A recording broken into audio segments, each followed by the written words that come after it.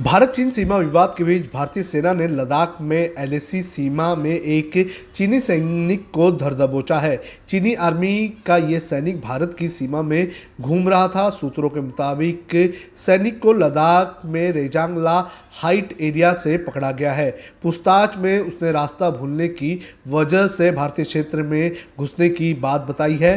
भारतीय सेना ने इसकी जानकारी पीपल्स लिबरेशन आर्मी यानी कि चीनी आर्मी को दे दी है और दोनों देश की सेनाएं इस मामले को लेकर एक दूसरे से संपर्क में हैं।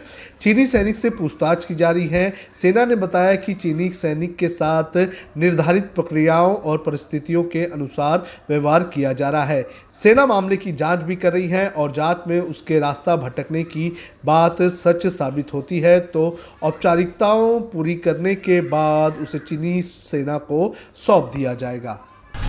विधानसभा चुनाव को लेकर भारतीय जनता पार्टी के अध्यक्ष जेपी नड्डा पश्चिम बंगाल के दूसरे दौरे पर पहुंच गए हैं। इससे पहले उन पर पत्थरबाजी हुई थी और इसी को देखते हुए उनकी सुरक्षा भी बढ़ा दी गई है। इस बार जेपी नड्डा ने एक मुट्ठी चावल योजना की शुरुआत की है। इसका एक मकसद किसानों को साधना भी है। उन्होंने वर्धमान में राधा गोविंद मंदिर में पूजा भी की।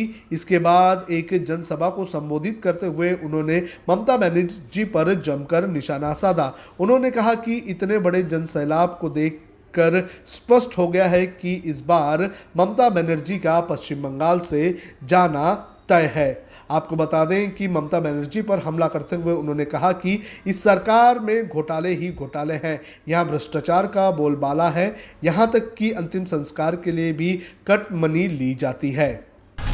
दिल्ली के कालकाजी थाने में अमेरिकी संसद पर हुए उपद्रव के दौरान तिरंगा लहराने वाले शख्स के खिलाफ मुकदमा दर्ज किया गया है।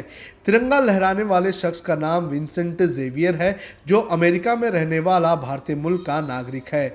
विंसेंट जेवियर अमेरिकी संसद कैपिटल हिल के बाहर मौजूद हजारों लोगों की उमड़ी भीड़ में शामिल था और डोनाल्ड ट्रंप के समर्थन में नारेबाजी कर रहा था।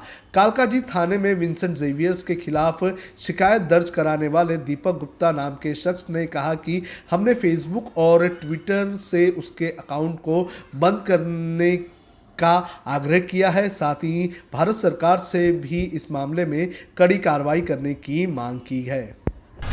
देश में किसानों के आंदोलन को 45 दिन हो चुके हैं। इस आंदोलन को लगातार बदनाम करने का काम किया जा रहा है। कभी किसानों के इस आंदोलन को खालिस्तानियों का नाम दे दिया जाता है तो कभी टुकड़े टुकड़े गैंग का नाम देकर इन्हें बदनाम करने का काम किया जाता है। वहीं बीजेपी के एक विधायक ने देश में बर्ड फ्लू का कारण किसानों को ही बता दिया है। बीजेपी के महामंत्री और रामगंज मंडी के विधायक मदन दिलवार ने आरोप लगाया है कि किसान आंदोलन में बैठे किसान हर रोज चिकन बिरयानी सहित अन्य लजीज खानों की पार्टियां कर रहे हैं। इससे बर्ड फ्लू का खतरा लगातार बढ़ते जा रहा है। देश में बर्ड फ्लू फैलने में इस किसान आंदोलन का बड़ा हाथ है। यही नहीं, दिलवार ने किसान आंदोलन में शामिल लोगों में आतंकवादियों के छुपे होने की आशंका भी जताई है। आपको बता दें कि मदन दिलवार राजस्थान से बीजेपी के विधायक हैं।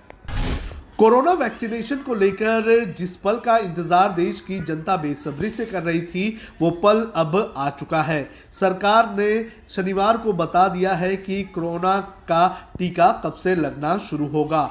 कोरोना पर प्रहार के लिए टीकाकरण कार्यक्रम 16 जनवरी से शुरू होगा। सबसे पहले स्वास्थ्य कर्मियों को कोरोना का टीका लगाया जाएगा। इसके बाद 50 साल से ज़्यादा उम्र के लोगों को वैक्सीन दी जाएगी। देश में कोरोना की स्थिति को लेकर प्रधानमंत्री नरेंद्र मोदी ने शनिवार को समीक्षा बैठक बुलाई, जिसमें टीकाकरण अभियान को शुरू करने पर फैसला लिया गया। बैठक में निर्णय लिया गया कि सबसे पहले वैक्सीन हेल्थ वर्कर्स और फ्रंटलाइन वर्कर्स को लगाई जाएगी, जिनकी संख्या 3 करोड़ बताई जा रही है। इसके बाद 50 वर्ष से अधिक उम्र के लोगों को इसका टीकाकरण किया जाएगा। अब खबरें पाइए सबसे पहले हमारे मोबाइल न्यूज एप्लीकेशन पर। एंड्रॉइड या iOS प्लेटफॉर्म पर जाइए, HW न्यूज नेटवर्क को सर्च कीजिए, डाउनलोड कीजिए और अपनी सुविधानुसार भाषा का चयन कीजिए। खबरों की भीड़ में अपने काम की खबर पाते रहिए।